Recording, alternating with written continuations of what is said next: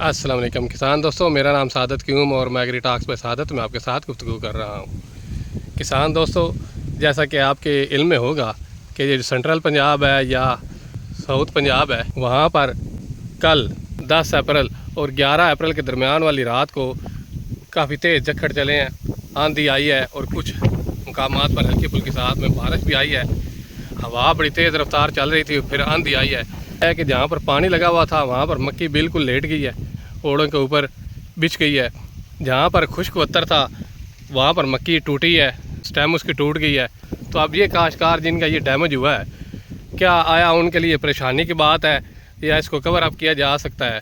तो ये क्लिप बनाना मकसूद यही है कि आपको इन्फॉर्मेशन दी जा सके कि आया आपकी परेशान होने वाली बात है या नहीं है। वो काश्तकार जिनकी मक्की बिल्कुल लेट गया, जिस तरह ये देखें, ये पौधे लेटे हुए हैं, ये चेक करें, ये पौधे अब बिल्कुल लेटे हुए हैं।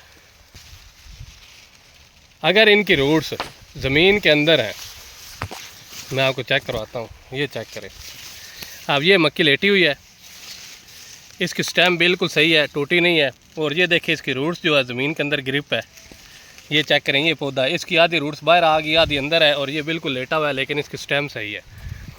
तो जो इस तरह की मक्की है उसको कोई इशू नहीं है, आप उसको पानी लगाएं, पानी के अंदर आप नाइट्रोफास ले लें, फातिमा फर्टिलाइज़र वालों कोई जो हल पजीर है, एक बैग नाइट्रोफास लें, साथ में 10 kg SOP, या एक बैग नाइट्रोफास लें और 5 से 7 kg आप NPK 5-15-45 ये मिक्स करके फ्लड कर दें। तो उससे ये क्या होगा कि इसको एक अच्छी खुराक मिलेगी और ये दोबारा रूट्स ग्रिप करके सीधी हो जाएंगी। अगर आप सिर्फ सिंपल पानी भी लगा देते हैं तो ये रूट ग्रिप करके ऊपर हो जाएंगी, लेकिन फर्टिलाइज़र अच्छी देना मकसूद ये है कि जो रूट्स हैं वो जल्द ही ग्रिप करें और हेल्दी हों, उनको बीच में धचका लगा है वो कवर अप हो जाए। अच्छा, अब बात करते हैं उस मक्की की जो टूट गई है। अब टूटने के भी इसके मुख्तलिफ पॉइंट हैं। एक ये पौधा है, मैं आपको चेक कराता हूँ, ये चेक करें। अब ये मक्की का पौधा है, गिरा हुआ है, और ये आप देखेंगे यहाँ से टूट गया बिल्कुल बेस से, लेकिन अभी कुछ हिस्सा इसका साथ इंटैक्ट है।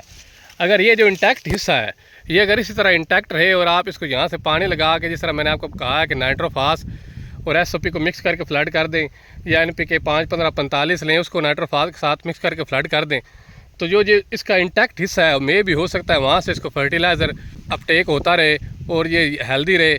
जो इसका आगे वाला आने वाली जहाँ पे नोड है, चेक कराता हूँ मैं आपको, ये चेक करें। अब ये इसका एक नोड है, ये देख बढ़ने वाला है, अभी गांठें बनी नहीं है, यहाँ पे नोड बढ़ने वाला है, एक नोड इसका यहाँ पे बढ़ना है, ये चेक करें, आपको नज़र आ रहा है। अब मे भी हो सकता है यहाँ पे भी इसका एक नोड हो, तो ये इस नोड से रूट्स निकालेगा, इस तरह की नोडल रूट्स, और यहाँ पे ग्रिप कर जाएगा। यहाँ से ग्रिप करके ये बिल्कुल सीधा इस तरह ऊपर खड़ा हो जाएगा। अगर इसमें हल्की फुल्की भी जान हो तो ये दोबारा बिल्कुल जो नई रूट्स निकालेगा उनसे मुकम्मल ग्रिप कर जाएगा और ये खड़ा हो जाएगा। ऐसा सच आपका नुकसान तो होगा हल्का फुल्का, लेकिन ज़्यादा नहीं होगा। आपकी जो मक्की बिल्कुल ख़राब होनी थी वो बच जाएगी। मैं ज़रा आगे जाता हूँ, अगर कोई पौधा मिल जाए। ये देखें, अब ये मक्की गिरी हुई है, ये देखेंगे यहाँ पे। अब यहाँ पे ये टूटी नहीं है, इसकी स्टेम चेक करें, टूटी नहीं है, लेट गई है बिल्कुल, ये चेक करें। तो ये दोबारा पानी लगाने से अगर आप इसको अच्छा फर्टिलाइज़र प्लान देंगे तो ये खड़ी हो जाएगी। अब ये देखें यहाँ पर कुछ पौधे हैं, ये चेक करें। अब ये पौधा है, ये रूट्स से बाहर आ गया हुआ है, टूट गया हुआ है बिल्कुल, ये चेक करें। अब ये ड्राई भी हो रहा है, आपको नज़र आ रहा होगा। ये देखें, ये पौधा, इसकी भी रूट्स बाहर आ गए हैं और ये हल्की फुल्की इंटैक्ट है और ये अभी तक हल्का फुल्का ग्रीन है, मतलब इसको यहाँ से खुराक मिल रही है, ज़मीन के साथ इसका कॉन्टैक्ट अभी कायम है। इसके लिए ऐसा इतना परेशान होने की बात नहीं है। बाज़ औक़ात क्या होता है कि स्टेम दरमियान से टूट जाती है।